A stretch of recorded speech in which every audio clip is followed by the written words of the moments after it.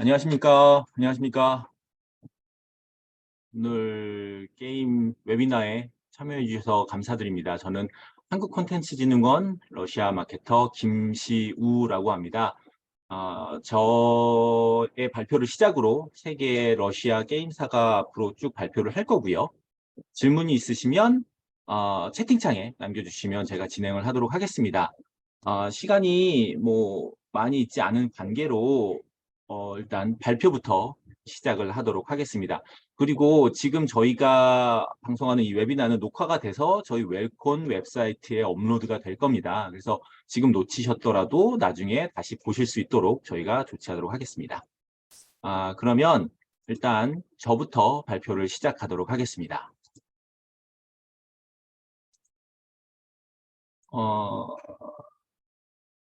일단 다시 한번 소개하겠습니다. 저는 한국콘텐츠진흥원 러시아 마케터 김시우라고 합니다. 저는 현재 모스크바에서 거주하면서 일을 하고 있고요. 러시아 게임과 한국 게임 기업 간의 교류를 돕고 있습니다. 일단 첫 번째로 대부분의 질문은 이렇게 시작할 것 같습니다. 러시아와 비즈니스 가능합니까? 당연히 가질 수 있는 질문이시고요. 제 답은 간단합니다. 네, 러시아와 비즈니스 가능합니다. 첫 번째로 콘텐츠 분야는 대러시아 제재와 아무런 관련이 없습니다. 게임을 비롯해서 한국 영화, 드라마, 애니메이션, 웹툰까지 거래가 사실 굉장히 많이 활발하게 이루어지고 있는 요즘입니다. 그리고 비단 한국뿐만이 아니고 미국, 프랑스, 일본 콘텐츠도 유통 중입니다. 미국의 존 윅 4 얼마 전에 개봉해서 러시아에서 데이트 쳤고요.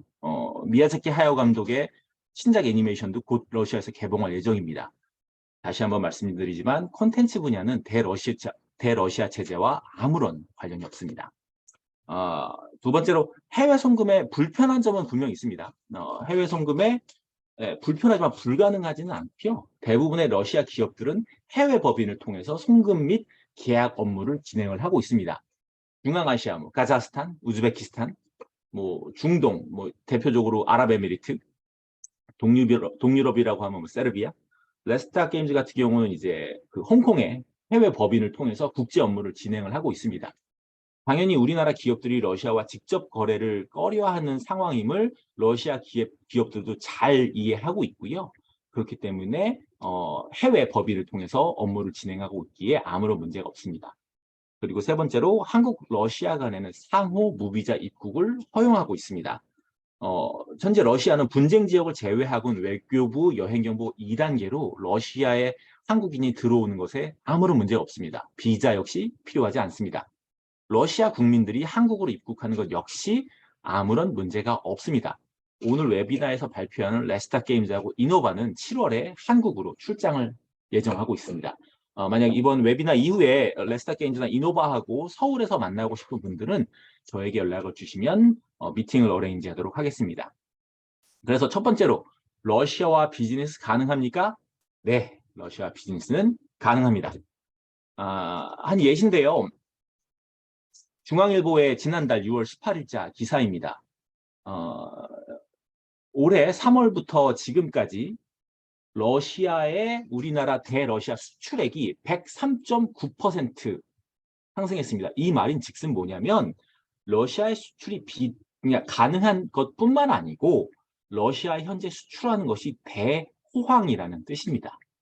이제 당연히 이거 전쟁이고 위험하고 당연히 걱정이 되시겠죠. 하지만 비즈니스는 정상적으로 진행하고 있고 오히려 수출은 급증하고 있습니다.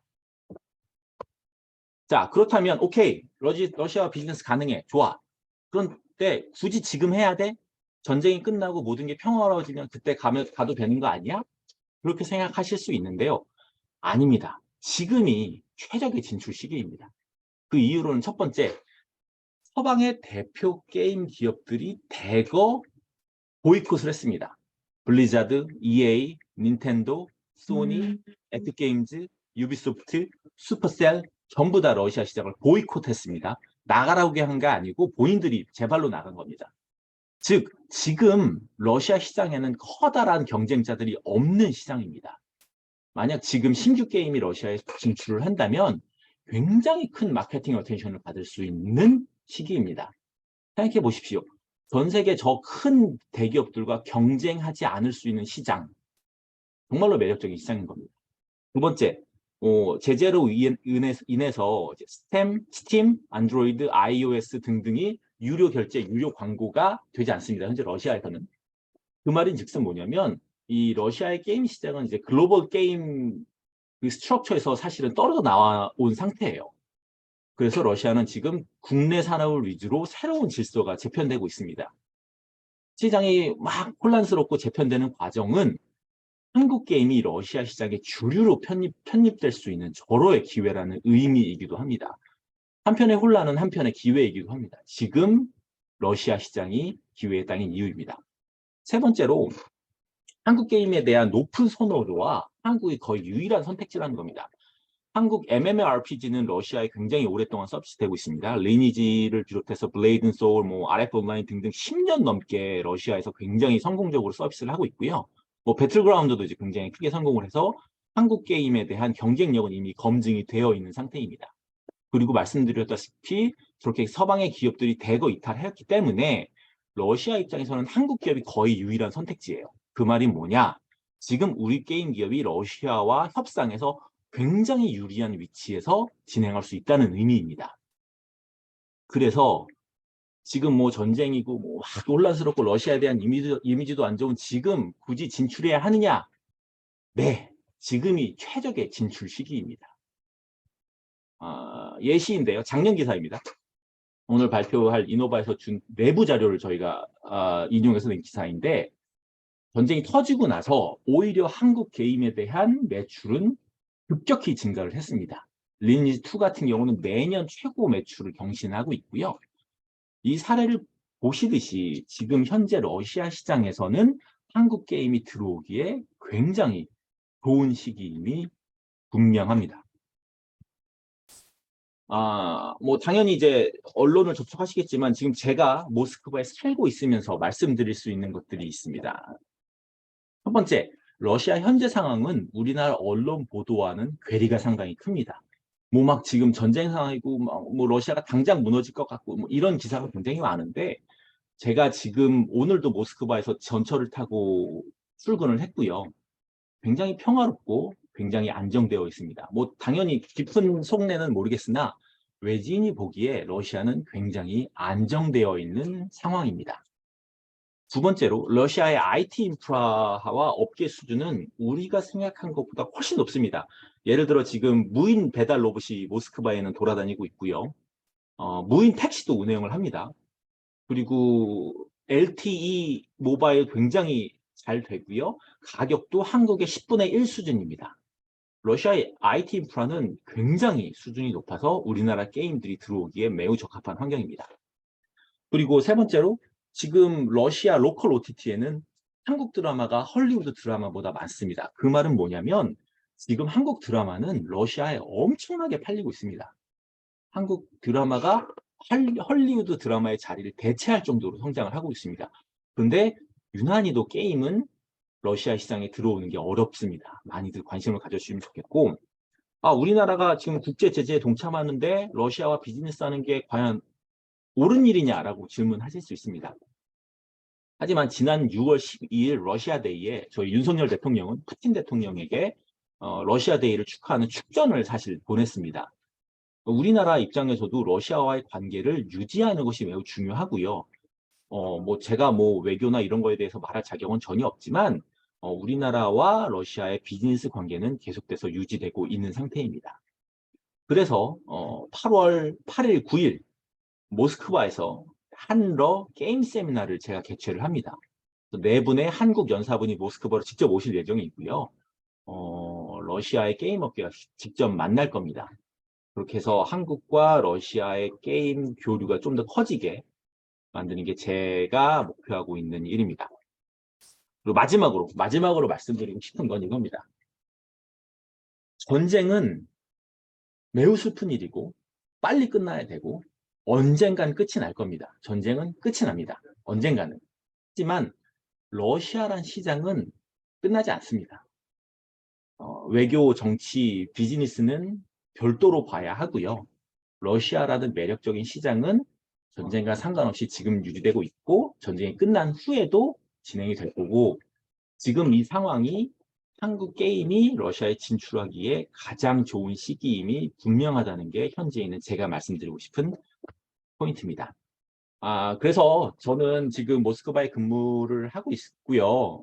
한국 게임이 러시아 상황은 어떻고 구체적인 게 더 궁금하시면 저에게 이메일을 주셔도 좋고 전화를 주셔도 좋고 카카오로 연락을 주셔도 좋습니다. 제가 힘닿는 한 최대한 한국 게임이 러시아에 오도록 도움을 드릴 터이니 주저 마시고 편하게 연락을 주시기 바랍니다. 시간 관계상 제 발표는 이것으로 마치고요. 화면 공유 이제 종료를 하도록 하겠고요.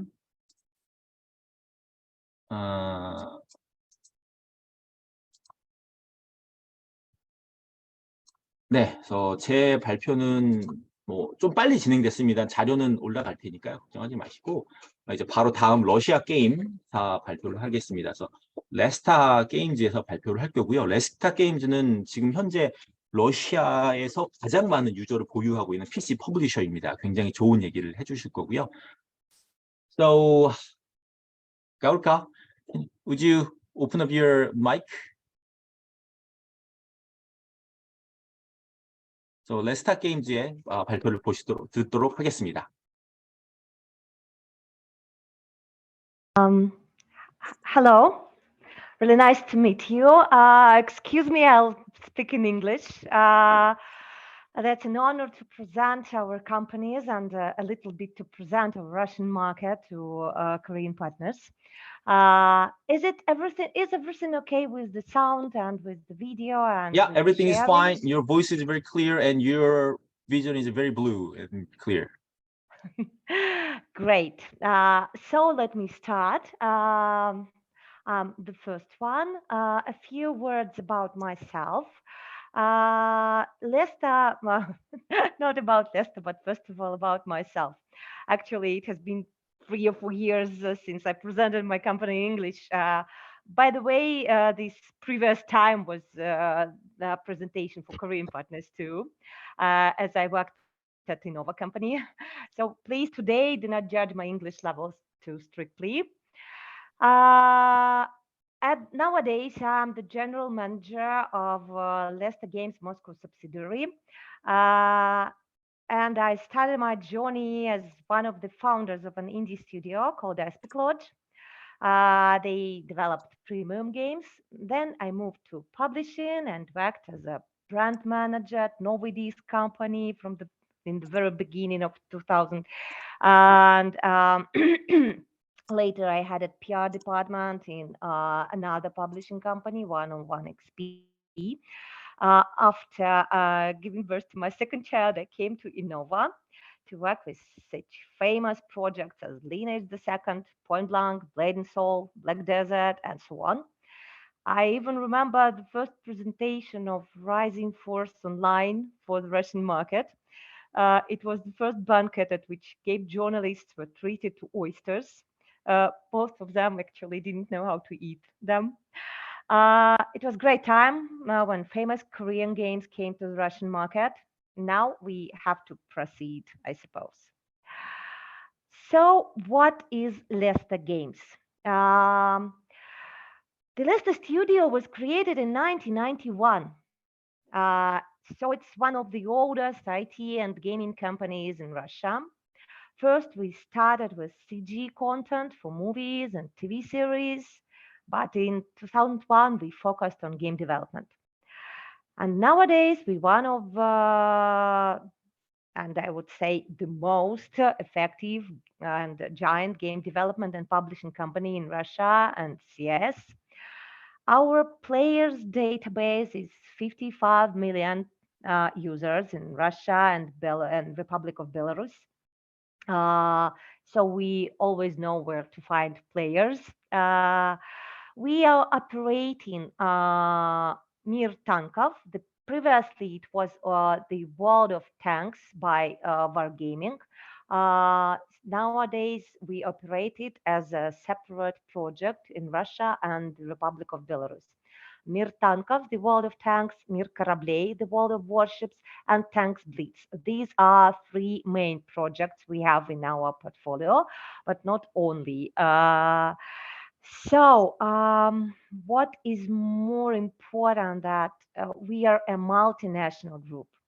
We have our headquarters in Hong Kong, and we have offices in Minsk, in the Republic of Belarus, in St. Petersburg, in Moscow, where more than 1,500 of the best specialists in the gaming industry are working. Um,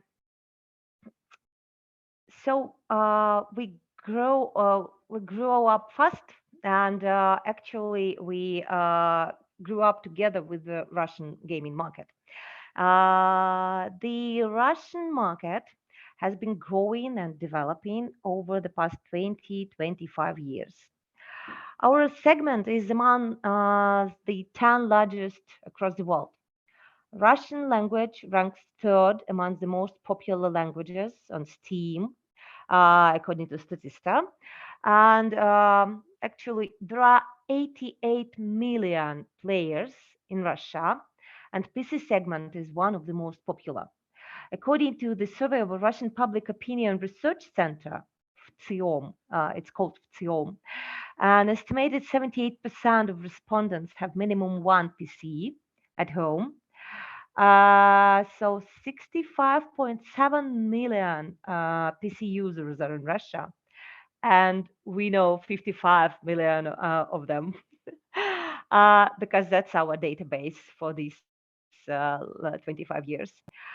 Um, at the moment, due to current circumstances, a lot of European and American companies has left the Russian region. Uh, Actually freeing a significant niche for new partnerships and opportunities. Moreover, Russian players cannot buy games on Steam in a normal way. Still, the audience is vast and eager to pay and play into high quality games. Russian gamers are very diverse in terms of preferable genres, and we have strong casual and hardcore audiences.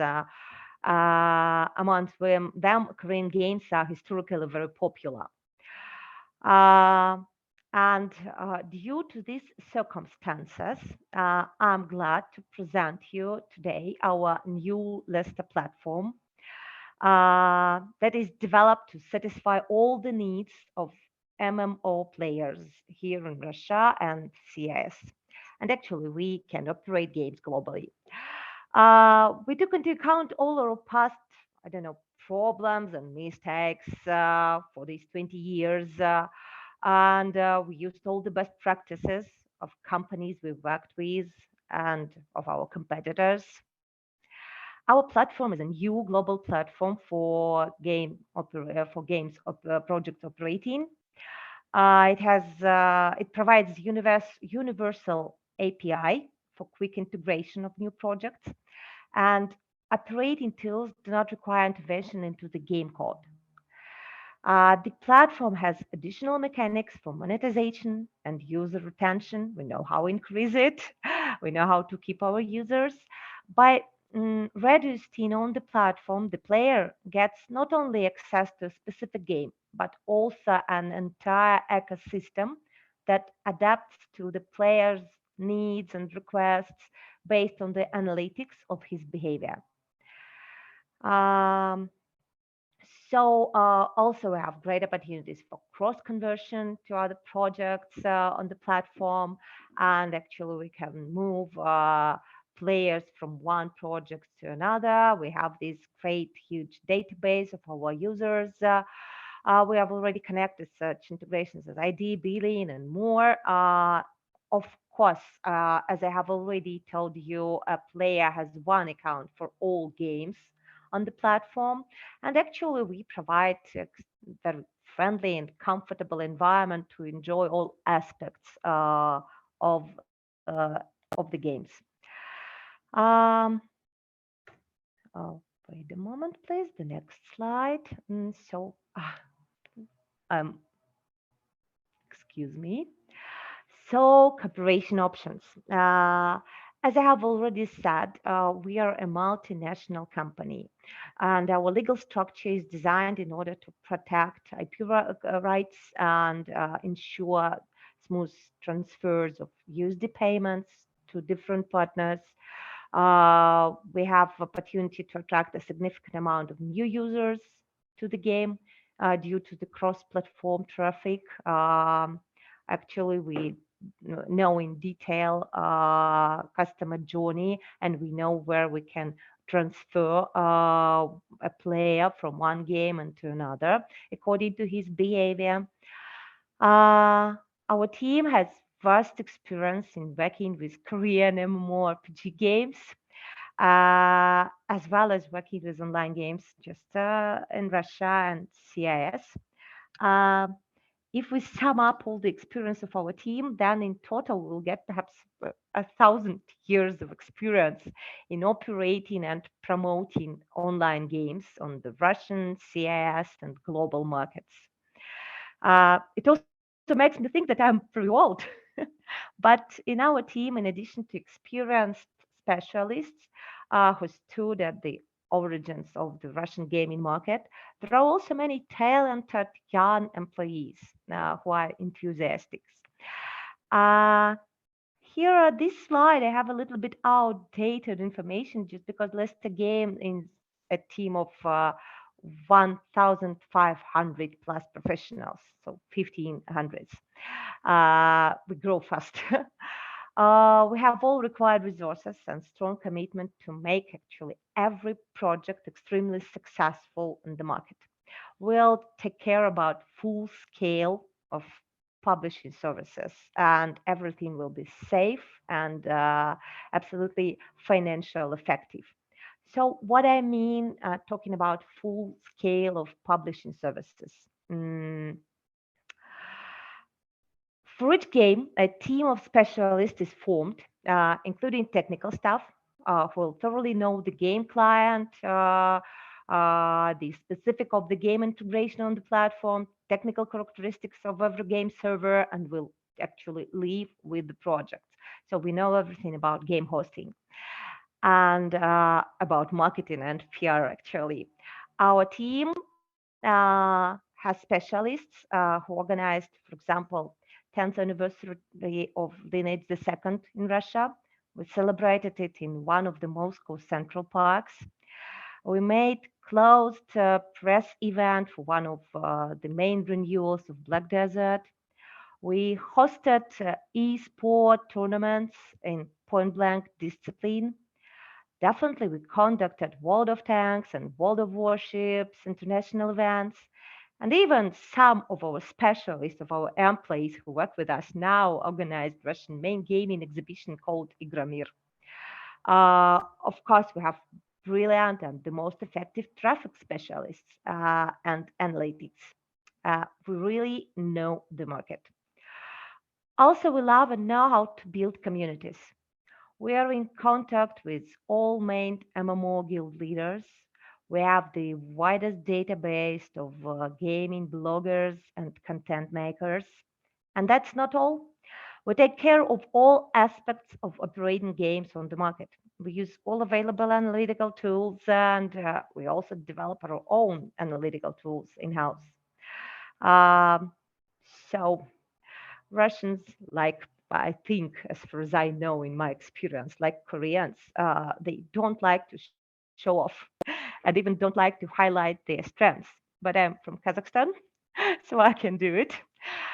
In my opinion, at the moment, the best specialists are gathered in our team, and we are the best choice on the Russian market for games development and games operation. We're always glad to meet new partners, so you can contact us at bizdev@leicester.group. So welcome. Please ask any questions at the end when the Q&A session will start. Thank you very much for your attention. Thank you.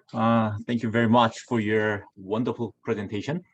다시 한 번 더 이제 레스타 게임즈라는 러시아 퍼블리셔이고요. 한국 게임에 굉장히 한국 게임 산업을 잘 이해하고 있을 뿐더러 한국 게임을 굉장히 퍼블리싱하는 걸 원하고 있습니다. 레스타 게임즈는 7월에 서울에 갈 예정입니다. 서울에서 만약에 레스타 게임즈하고 미팅을 원하시는 분들이 계시면 저에게 따로 연락 주시면 제가 레스타 게임즈와 미팅을 어레인지 하도록 하겠습니다. 그럼 두 번째 발표를 하겠습니다. MTS의 앱 바자르라는 모바일 퍼블리셔입니다.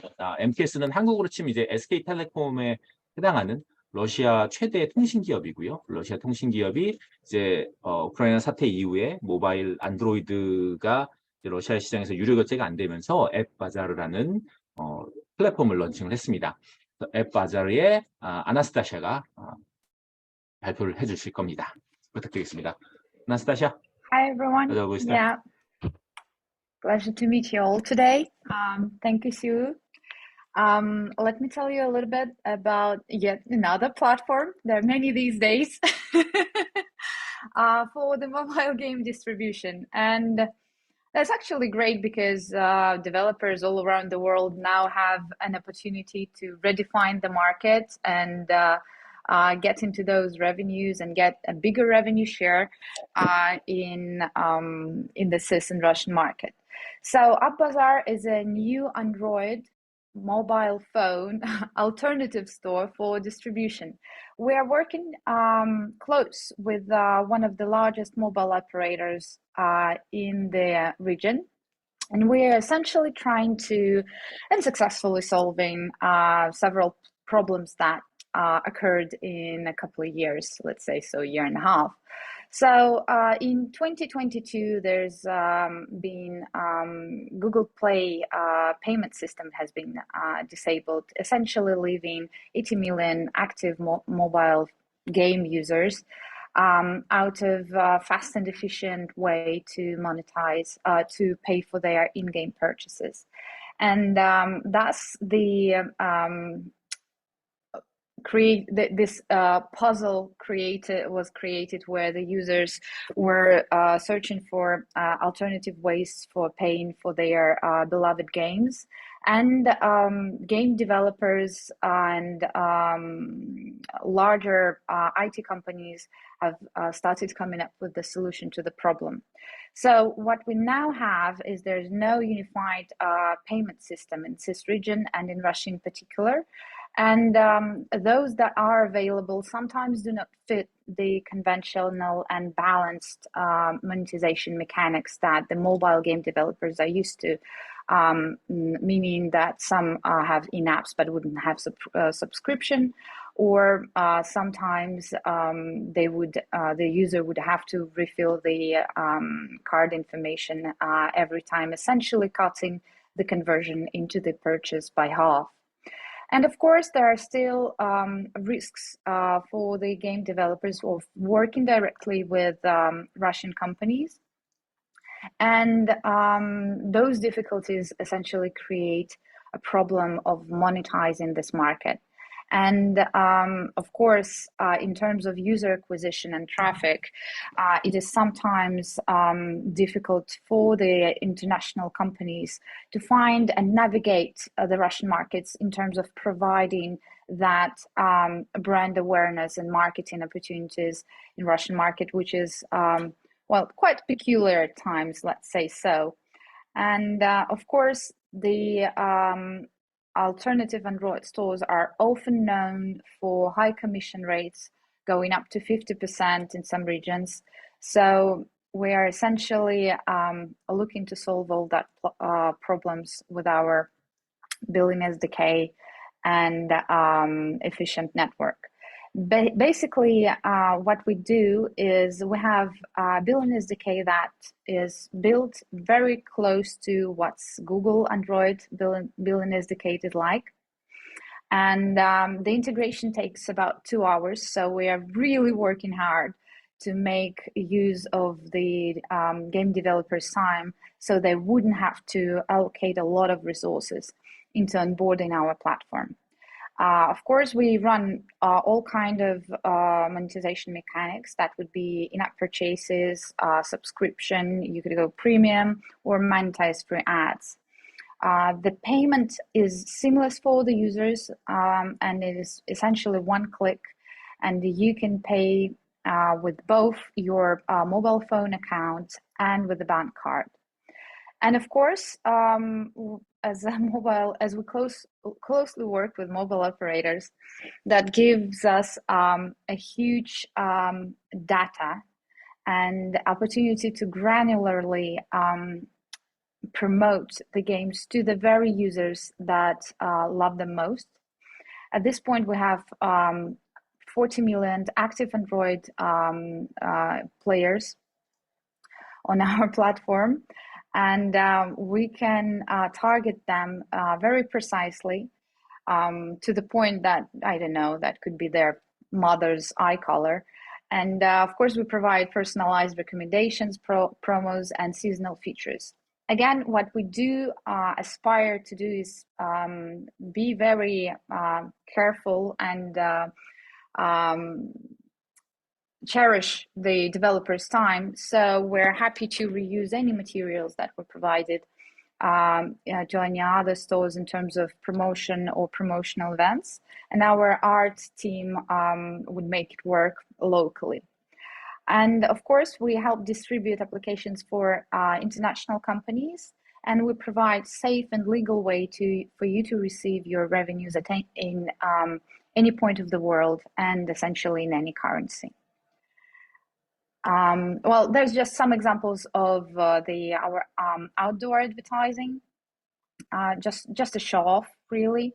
And then what we also have, as we have direct access to MTS operator internal ecosystem, we can channel your games through all the portfolio of the MTS products, including online movie theaters and retail outlets. We have over 30,000 of retail outlets around Russia, where we essentially can pre-install your games onto the users' phones when they come for services. As a showcase, we managed to get the MTS mobile application up to 30 million MAU, monthly active users, channeling it through, I'm sorry, those retail outlets. And of course, the access to 40 million Android subscribers is somewhat of a bonus as well. Not the 55, but still. And basically, the onboarding process is really easy. You just send your request to our B2B email account, and we guide you through the whole process. Basically, all you need is to fill in one form, no digital signatures, no paperwork, nothing like that whatsoever. And then we provide you with the our SDK and all the guidelines you need to integrate it. We work with the developers directly via WeChat or Telegram, so that we could provide any information needed 24/7. We are a very devoted team, no time zones affect us. And of course, once you upload it, we start forming a promotional calendar together with you. Basically understanding what's your roadmap for the promotion would be and how we could channel it to the perfect user so that you can monetize your game efficiently. This is it in a nutshell. Our email address would be b2b@appbazar.im, because we are an Armenian company, so you know. And ping us anytime. We're happy to answer any of your questions. Thank you, Anastasia. 방금 발표한 앱 바자르는 말씀드렸던 것처럼 우리나라 SK텔레콤에 해당하는 MTS라는 거대 통신기업이 런칭한 새로운 안드로이드 다운 어플리케이션입니다. 굉장히 많은 장점을 갖고 있고요. 궁금하신 점은 직접 문의하셔도 좋고 저에게 문의하셔도 좋습니다. 자, 그럼 세 번째로 한국 게임과 가장 오래된 인연을 가진 이노바의 발표가 있겠습니다. 이노바는 뭐 리니지나 뭐 RF 온라인 같은 경우를 10년 넘게 러시아에 서비스를 하고 있는 기업이고요. 이노바의 예비게니가 발표를 하도록 하겠습니다. 예비게니, are you ready? Yes, as always. Hello, Yes, everyone. please. Sure, my pleasure. Yes, I hope it works now. Right. Hello, everyone, again. It's my pleasure to be here with you today and to share with you a little bit of our experience of the oldest publisher in Russia. I'll tell you, I honestly will try to tell you as little as possible about us as a publisher, because well, I do believe that everyone is really interested speak about well, like what's actually happening on the Russian market, about how do we build relationships between Russian and Korean partners for over 16 years now. And basically, I'll try to put as much effort on that as possible. But obviously, I'll present ourselves and tell you a few words about who we are in general. Yes, basically, I would like to thank you, first of all, my colleagues from the other companies and Cebu for organization of all these events, because it's a very valuable thing for us, because we know for quite long, I mean, we know how it's difficult to build and to maintain relationships with the companies which are actually on the other part of the world, on the very different time zones. So they speak very, very different language. And so the things that the Cebu and the Russian Korea organization is doing today, it's a very valuable thing for everyone. I mean, for all organizations, as in Russia, as in Korea. So Cebu, thank you for organizing this. It's a very good event, and I hope it would be very helpful to everyone in Korean industry. So let me begin with a few words about Innova. As I said, back then, like in 2006, almost like 17 years ago, Innova has brought the first official license for publishing from Korea to Russia, because, well, obviously the games existed even before, and there were like online games, there were like a lot of private servers of Korean games. So there was an interest already created in Russia to the Korean titles, to the Korean culture and everything. But Innova made these efforts and created the first official relationships between Innova, between Russian publishing company and CCR. Back then it was a RF Online. And we signed up the very first contract, which officially started to work and created the official publishing relationship between Korea and Russia. After a year, we already signed up with NCSoft. Back then, it was one of the biggest Korean companies, and as it is today as well. And our fruitful relationships are lasting for more than 15 years with them. And this is a example of like how properly structured healthy relationships should be running through the ages. So yeah, Innova today is basically the company which has over 80% penetration to Russian MMO users. So we basically can touch everyone when we want, and we want to bring and show them the new Korean titles, the new games, and we just want to make sure that everyone will see that. Over the last couple of years, we collected over 35 million active users in our platform. And over 17 years, we cannot even say probably every gamer in Russia ever played our titles, ever seen our platform. And, this is kind of a big range of time when everyone had enough time to get to know Innova, get to know its games, and so on and so forth.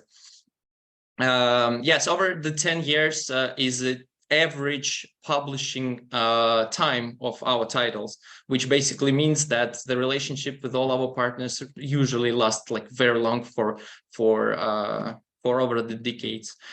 Over this period of time, we published over over 30 plus big MMO titles, and over, I would say, 50 the smaller titles, the web projects, the mobile projects, and so on and so forth. So our portfolio is pretty big over these years. And yeah, we're just showing the solid progress, but still we care a lot about titles which we gathered back then, like back on the start of our business, and we still keep on running them through all these things happening around in the world, through the changing political situation, through the changing economical substances, and so on and so forth. So yeah, this is where we show our flexibility to changes, where we show our but the ability of partners to rely on us and trust us. So yeah, basically, as our colleagues mentioned, we also have a platform, which is not a surprise for anyone. And yes, this platform combines all our MMORPG titles and MMO FPS and so on. So basically all our online titles.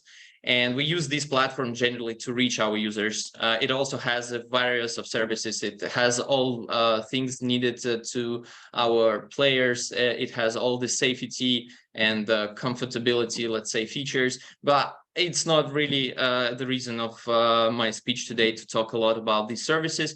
You always are welcome to visit our website or to request a presentation about our products from me, and I'll share all the required information with you.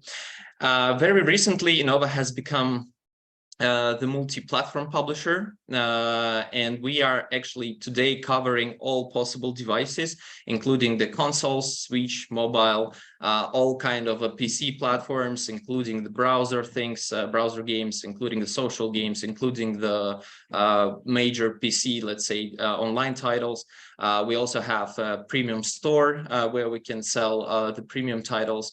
And this was actually our reaction to what is happening today on the market, what is happening today in the world. And we all assume that at some point, Russian market could be changing a lot. And all the, let's say, global platforms, which our users are very used to, would be some kind of a limited at some point. First, it was the limitation on payments, then it could be a limitation on access, and so on and so forth. So we foreseeing this situation in future. We're getting us ready, we're getting the industry ready to make a good switch of our users from one platforms to all the others. So that is why all our companies are here today, to show like what we ready to do for that and how we're ready to face it. So speaking just in few words about our market, yes, it's a $2.5 billion US market. It's not a big thing comparing to all the rest of the world. Yes, it's only about 2 to 3% of global market. And this is a kind of a tricky number because when you, for example, decided, when you created a beautiful Korean title, yeah, and you decided that you want to publish it, first of all, of course, you will be looking at the core markets, such as like Korea, Japan, China, Western market, including Europe, US and stuff, because on the share, these markets are way bigger, they way more interesting, and they say that you can earn way more money. But at the same time, when you're talking about the emerging markets, like the smaller markets, which has only like this kind of a 2.5 billion, you need to think that the competition on this market is way more different, like, I mean, from those core markets. So this is kind of a strategy which you need to think of, and which you need to choose, basically, whether you want to go to the red ocean market, such as like biggest and key markets, where you will probably have an opportunity to access the higher amount of revenues and money and so on and so forth. But at the same time, you need to understand that it will be higher level of investments, it will be higher level of competition, and higher level of basically the resources required from your company to compete on the red ocean. And the emerging markets, including Russia, I would call them like blue oceans, because our market always is global anyway. I mean, Russian users are still playing those international titles, the biggest titles, the most popular ones. But at the same time, if you want to compete just within the market, I mean, creating your game and like adopting it specifically for one market, it includes basically the localization. It includes some special events and features directed to the matching, basically the Russian, let's say, customs, traditions, holidays, or whatever. And you want to compete just within that. it would be more like a blue market for you, blue ocean market, rather than you just go directly and compete with the high investments, with the high marketing budgets, and so on and so forth. So sometimes 2.5% of the global market could be way more fruitful for you rather than going, for example, to compete in China or US or Japan or whatever. So speaking about the gaming capabilities in terms of the gamers, as my colleagues already mentioned, we have over 80 million gamers who actually are very diverse gamers. They play different genres, they play different devices, they play, they spend quite a lot of time on gaming. I mean, they really like mid-core and hardcore gaming. They play the same title for ages. I mean, the example of Lineage, for example, which I will tell you about later on, says that we have the users who first entered our title back then, like 15 years ago, and they still playing the same game, and they still are very profitable users. I mean, we have several thousands of users who are actively playing for 15 years in a row, and the average spend of each user is around $300,000 to $400,000. Which is crazy. I mean, yes, this is 15 years, but this is the average spend of these users, and this is hell a lot. I mean, this is the amount which you cannot even imagine that gamers can spend such money on the titles. And the result of all that is that within the last 6 months, Korean titles on our platform, on 4Game platform, basically grew 47% year to year for the last 6 months. Which says basically that, and this is not titles, not the new titles. This is not like newest AAA things with high marketing budgets. It's the very old titles, which are still on the market, which are still surviving. And in order to earn money on such things, you just need to make right efforts. You need to find the right, let's say, company, professionals, relationships, which is more important, because building the relationship between developer and publisher is basically 50% of the success in terms of how you really cooperate with your partners, how you really can listen to them. Can you really trust them? I mean, you can choose one of the publishers on the Russian market, and you will be fine. I mean, our market is not that big. It's only a few companies on the market. Specifically today, when all the crises happened, a lot of companies went bankrupt, or they just went away from the Russian market. But I mean, you can choose any of the company, but the problem would be specifically on the operation level, when you need to have enough trust to this company, to this publisher, or to any partner you may find, would it be a platform or would it be a publisher, whatever. It's very important how much you can trust them, how much you can rely on the suggestions they give you, how much you can basically develop the solutions together. And only in that way you can build the relationship to last over the 10 years and bring you the revenue, which is, I mean, for the last 2 years when all the crises happened, Lineage, for example, was generating the historically high revenues for the last 15 years. And this happens during these very, very, let's say, uncertain times, when users are also not ready to spend a lot of money, when users are thinking about their future and like what's happening in the country. Everyone is nervous and so on and so forth. But at the same time, we see the huge growth in revenue in our projects, which means that's the competences with which you come to the operation of this project and understanding of your users will basically make you grow even in the very, very harsh times. Another interesting point of the Russian market, which was a surprise for me as well, is the growth of the PC banks in Russia. I mean, we always had a culture of PC banks, but that was always on, very unmature level. And that was very, let's say, few PC banks in each like smaller town. And it wasn't the proper culture like it is in Korea. So I wanted to include this number to show you the people from Korea, from the industry of Korea, and you know how important are the PC banks for the development of Korean market, gaming market specifically. And that was interesting very for me. That's during these very hard, let's say, years for the country, very tricky years, the number of PC banks is growing like 3 times, which says that the culture of gaming, the culture of PC banks, the culture of socializing around gaming is just on the growing trend. And that is beautiful. And that is what we want to see on the Russian market. And that was what we want to see in industry in general. So this is pretty much it about the market. The next thing I would like to highlight here is basically what is in general in common between Russia and Korea.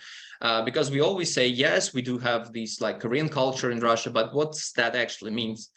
During the last years, I would say during the last 5 years, the Korean culture is really, really growing in Russia. I mean, it influences all the parts of the business, all the parts of the media, all the parts of the entertainment specifically, and more people, for example, starting to learn Korean language. I mean, I know that linguistically, Russia and Korea are very different. And it's very hard to learn as Korean for Russians, as Russian for Koreans. It's extremely difficult. But at the same time, I do see the growing interest in Russia for learning Korean, because more often I meet the people who saying like, hey, I'm learning Korean. I want to go to Korea. I want to watch the Korean dramas on native language. I want to play Korean games on native language. I want to I don't know, like I want to have a special trainer, for example, for Korean language. And that is very interesting. And for my last 7 years of close contact with the Korean partners, I can see these dynamics. I can see this trend of Korean things are getting very, very popular in Russia. Specifically, you can talk about like entertainment, like K-pop, like Korean dramas, like Korean games and stuff. The fan base of these users is growing like significantly, growing rapidly. And I'm sure it's not only in Russia. I'm sure that K-pop is getting popular over the whole world. And that is fantastic. I mean, that is beautiful. And at the same time, I do understand how, for example, Russian literature and Russian art, Russian ballet is important for, and is basically very interesting to Korean audience, because every time we come to Korea, every time we talk to our partners, they mentioning they even citing some phrases from classical literature of Russia. They naming some authors, they discussing some books, and that is, I mean, this is fantastic. I mean, I never could imagine that the other country, which is in the other part of the world, can be so close to you, so speak about so common things and so beautiful things to you.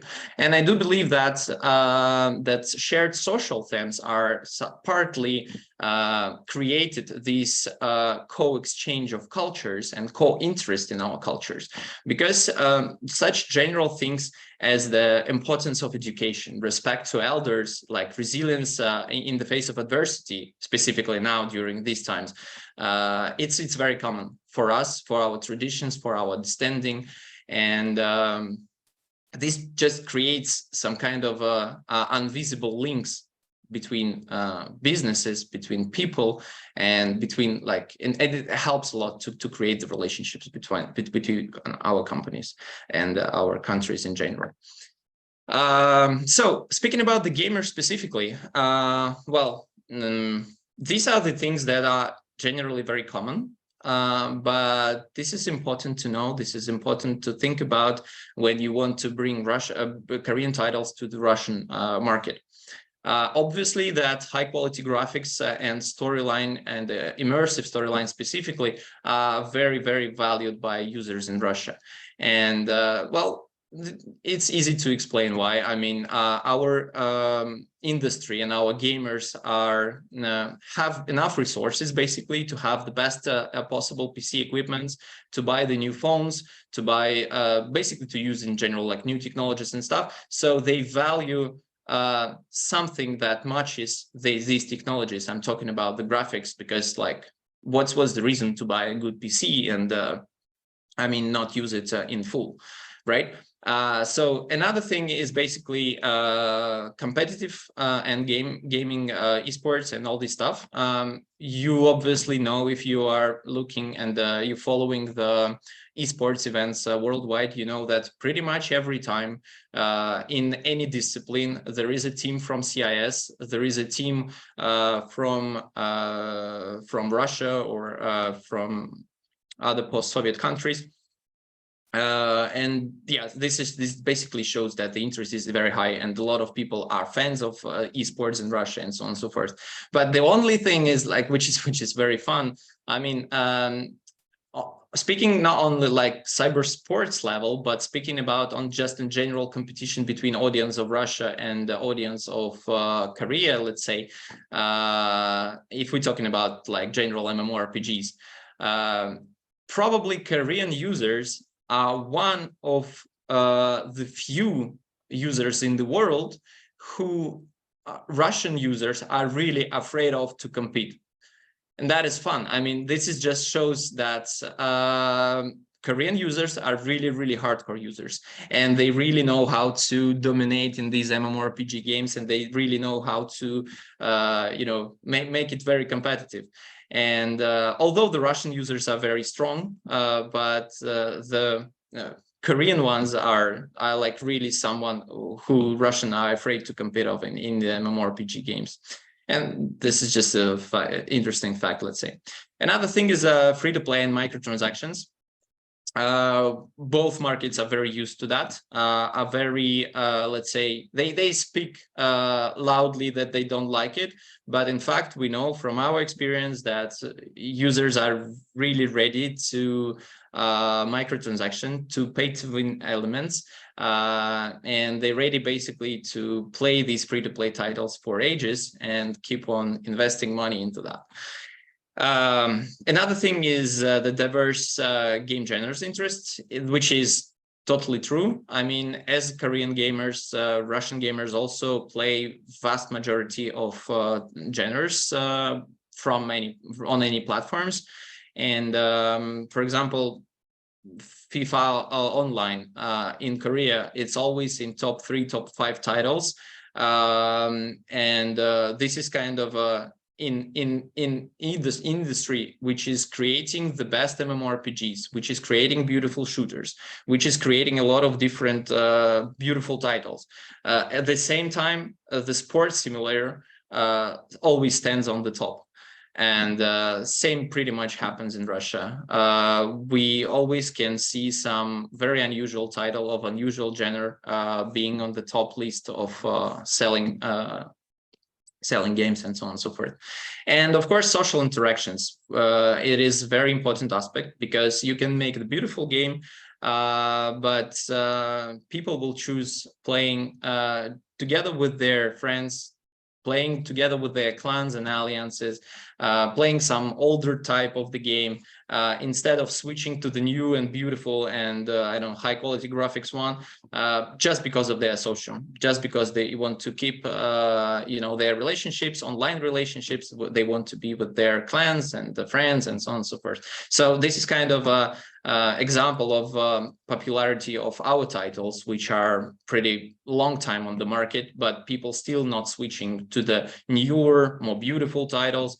This is because we managed to create this kind of a social around the game. Moving on, basically getting back to the Russian market, to the current situation and what's really happening around that. I would say that in order to be entering to the Russian market today, you are very likely to ask yourself several questions. Those mainly would be about your security, about your understanding of financial and legal flows with the Russian companies. And there are just few things that we managed to do during the last 2 years, let's say, in order to secure all our partners, to secure all our relationships with our publishing partners. And those include like special and flexible management of financial flows, because we do understand that at some point the financial flows from Russia to Korea, they were totally broken. At some point, we were not able to pay, for example, royalties to our partners directly within one day as it was before, right? So we had to find a quick solution. We had to adapt. We have to be flexible. So we restructured all our legal and financial structure in order to comply with all US and EU regulations, with the sanctions. And the main task for us was to protect our partners from any kind of issues, because when we are building our relationships, we sure that the developer should be only concerned about making his game better, about making the good content, and about building the good relationships with our publishing and operational team. All the rest should be managed by the publisher, should be managed by the company as us. And we know that we have to do sometimes over too much work. We have to put over too much resources in order to make our partners sleep quietly and not really worry about like what's happening in that faraway countries and in their faraway economies and so on and so forth. And we managing to do that because since all these conflicts and things happened, we haven't lost any relationships with any of our partners. We managed to fulfill all our financial obligations. We managed to secure all the legal parts. Of course, it cost us some resources. We had to open the new entity in Abu Dhabi, for example, because before we kept all our licenses in Luxembourg, so which means that our partners never had direct relationships with any Russian entity. And this is not really acceptable today, because this is what creates a lot of risks, what creates a lot of uncertainties. And to have direct relationships with Russian companies is not something that you are really looking for.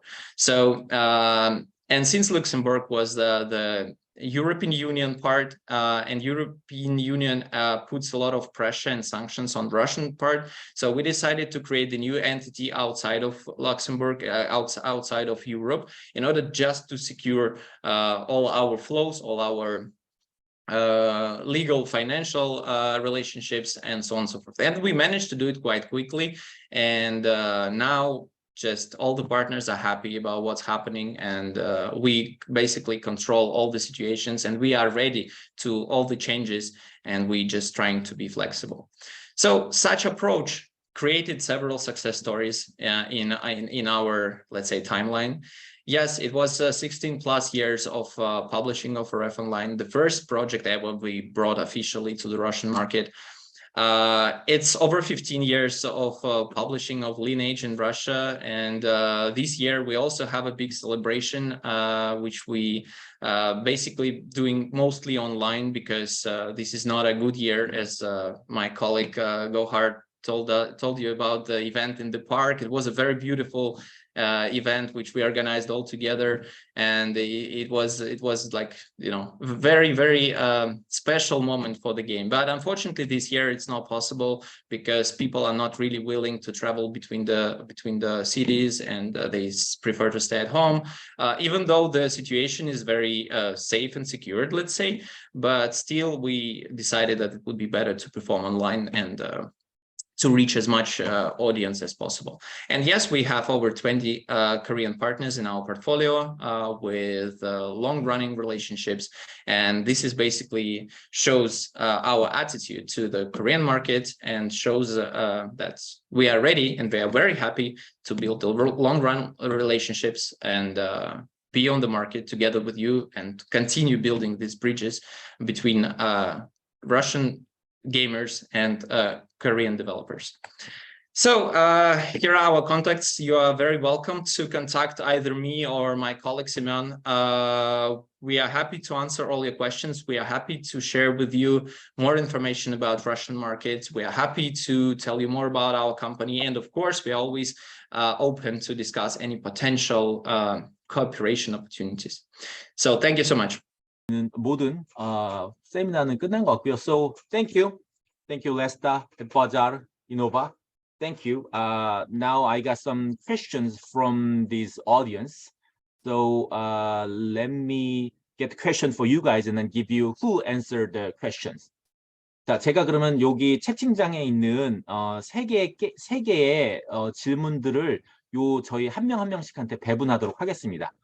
So first question is, if Korean game want to publish in Russia, do they have to have a legal entity in Russian soil? So, Innova, Yevgeny, I think you can answer that question, please. Sure. So basically, if you decided as a company to publish the game yourself, here the situation is quite similar to the Chinese market, and at least the fact that you need to get the license for a game on the market. Here we don't have these licenses at the moment, let's say. But in fact, in order to properly manage and collect the database of your users, you have to have some kind of a Russian entity or Russian partner who would be doing these things for you. So from the legal perspective, the main thing that you need to be aware of is that the database of your users should be collected and should be stored in Russia.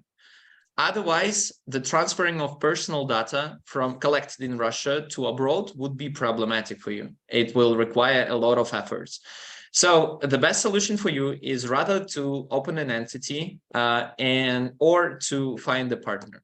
And this partner could be not just a publisher. It could be any partner. It could be some kind of a marketing agency who will do this part of task for you. It could be a technical partner who would be keeping this information for you on the market. So the regulations are not too much strict. You can find the way how to publish the game without having the entity in Russia. But at the same time, if you want to do everything yourself, just like everything and control everything, then you probably would be better to have a Russian entity. Thank you. 제가 통역을 해드리면 만약에 러시아에 직접 모든 것을 1부터 100까지, A부터 Z까지 전부 다 러시아에서 퍼블리싱을 직접 하시겠다고 하면 당연히 법인이 있으셔야 되는 거고요.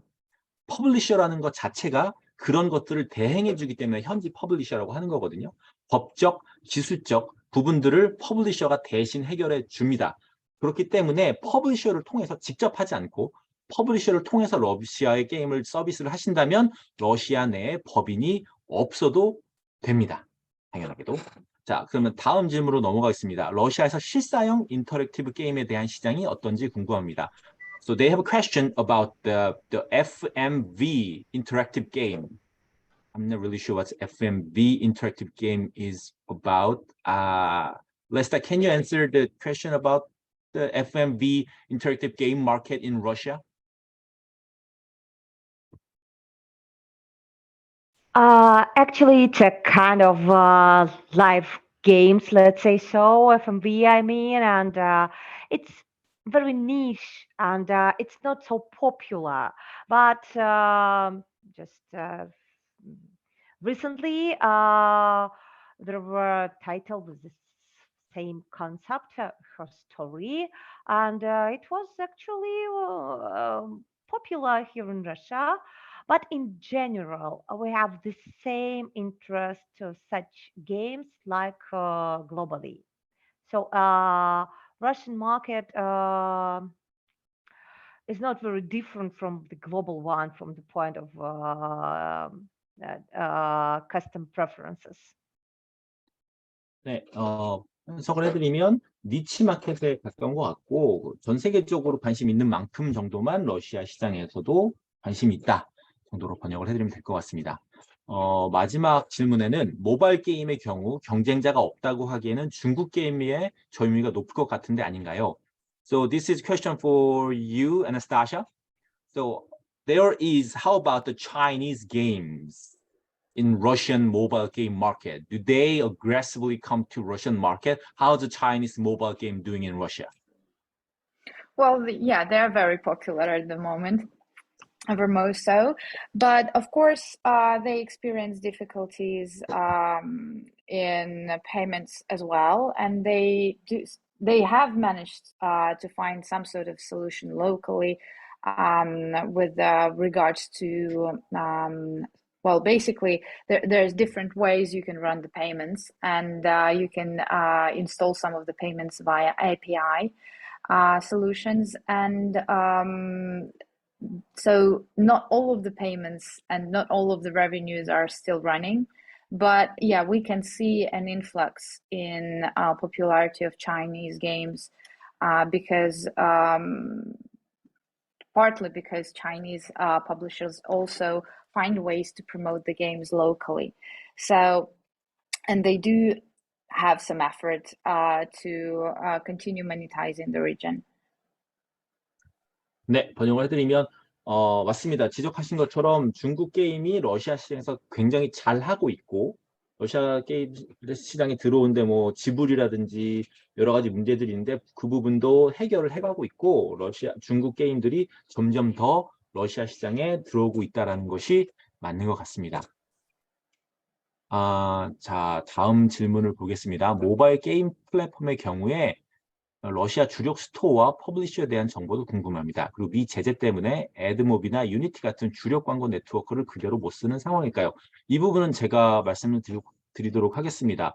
일단은 러시아의 주력 스토어라고 하면은 VK 모바일하고 앱 바자르 두 개가 있을 것 같습니다. 원래 있던 안드로이드 빼고는 근데 이 두 개가 아직은 메이저가 아닌 상태이고요. 애드모비나 유니티 같은 주력 광고를 네트워크에 그대로 쓰지 못하는 상황인 거는 맞습니다. 그러니까 기존에 안드로이드 앱 다운로드 시스템을 쓰시면 애드모비나 유니티 같은 주력 광고를 쓰지 못하는 것은 맞습니다. 하나 질문이 더 있는데요. 이노바와 퍼블리싱을 했을 때 매출에 대한 정산을 러시아에서 한국으로 보내줄 수 있나요? 제가 알기로 러시아 법인이 있어야 정산을 받을 수 있는 것 같은데 제가 알기로는 아니지만 제가 이노바가 여기 있으니까 물어보도록 하겠습니다. Hey, Evgeny, that's a question for you. If a Korean company have a publishing contract with you, Innova, as far as they know, they must have a legal entity in Russia. Then they can get the money. So that means, so either way, so Korean company do not need any legal entity in Russia, then still can get the money from Russia to Korea. Of course. Is it all right? Of course. Yeah, this is absolutely true. I mean, how you can imagine that some kind of an NCSoft company would go to Russia to create legal entity to receive money from us? No, this is too complicated. No, none of our partners has legal entities. And all these partners keep on receiving royalties and money on the monthly basis without any delays. And this problem of like how to collect money in Russia and how to deliver them in Korea is 100% problem of us. And we really know well how to manage it. All right. NC소프트를 비롯해서 이노보와 거래하고 있는 그 어떤 한국 기업도 러시아에 법인체가 없습니다. 그리고 로열티나 모든 돈 송금 부분에 대해서는 100% 문제 없이 진행을 하고 있기 때문에 그 부분에 대해서는 다시 한번 강조드립니다만 러시아의 법인은 필요 없으며 러시아에서 한국으로 바로 송금을 하고 있습니다. 네, 감사합니다. 뭐 혹시 더 질문이 있으실까요? 다시 한번 말씀드립니다만 이 웨비나는 전부 다 레코딩이 돼서 저희 웰콘 웹페이지에 올라갈 겁니다. 그래서 다시 보셔도 되고 거기에 이제 컨택 포인트도 다 있습니다. 레스터 게임스, 앱바자르, 이노바 컨택 포인트도 다 따로 있기 때문에 궁금하신 점은 직접 물어보셔도 되고 혹은 제 연락처 저 한국 콘텐츠 진흥원 러시아 마케터에게 직접 문의하셔도 무방합니다. 그러면 저희가 시작한 지 이제 1시간 20분이 넘어가기 때문에 이만 이렇게 정리하도록 하겠습니다.